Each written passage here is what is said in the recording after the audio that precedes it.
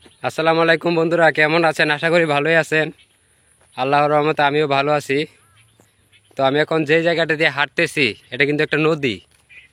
এটা কিন্তু বর্ষাকালে কিন্তু প্রচুর পরিমাণে পানি থাকে। এই যে দেখেন এটার মাথা, মানে এটার পুরোটা ভরে যায় পানি দিয়ে। আর এখন শুকনো মৌসুম, তাই এখন হাঁটতে পারতেছি। তো এরকম সব জায়গায় কিন্তু হয়, বর্ষাকালে পানি থাকে আর চৈত্র মাসে কিন্তু পুরোটা শুকিয়ে যায়।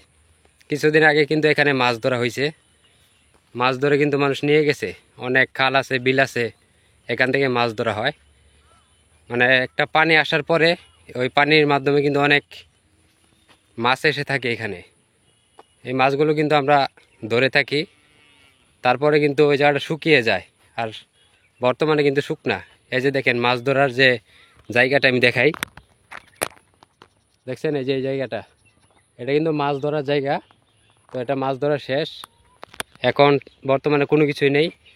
পরবর্তীতে দেখবেন আবার পানি আসবে, আসার পরে এই জায়গাটা ভরবে, ভরার পরে আবার চৈত্র মাস আসলে জায়গাটা শুকিয়ে যাবে। তো মাছ এরকমভাবে আমরা অনেক মাছ পাই এখান থেকে, অনেক মাছ আসে এই জায়গার ভিতরে। তো তাই আপনাদেরকে একটু দেখাতে চাইলাম যে আমাদের এখানে মাছ কীভাবে ধরা হয়। আর এখন যেখানে আছে এই যে দেখেন ধান, ধান ক্ষেত, সব জায়গায় পুরো জায়গাটা কিন্তু ধান ক্ষেত, দেখছেন। আমাদের এখানে ধান ক্ষেত ছাড়া আর কিছুই দেখা যায় না ভাই। আর এই যে পুকুর, আমাদের এখানে ধানের মধ্যে এক নাম্বার আছে এই যে ধান। মানে আমরা বেশিরভাগই কিন্তু ধান উৎপাদন করে থাকি এই জায়গার ভিতরে। তো ধান উৎপাদনের পাশাপাশি আমাদের এই নদীর মধ্যে মাছ আছে অথবা চাষ করা হয়, এরকমভাবে কিন্তু আমরা এই জায়গার মধ্যে উৎপাদন করে থাকি। তো আপনাদের এখানে কি এরকমভাবে উৎপাদন হয় কি না একটু জানাবেন, কারণ অনেক জায়গায় আছে পানি থাকে, অনেক জায়গায় আছে পানি থাকে না। তো ভিডিওটা ভালো লাগলে একটু সবাইকে দেখতে দিবেন, কারণ নদী মাতৃক দেশ হচ্ছে আমাদের এই বাংলাদেশ। সব জায়গার মধ্যে কিন্তু নদী হয় না, আবার কিছু জায়গা আছে নদী হয় জায়গার ভিতরে। আর সবাই ঈদের ছুটিতে বাড়িতে এসেছেন, সবাই একটু কাজ করবেন ফেসবুকের ভিতরে।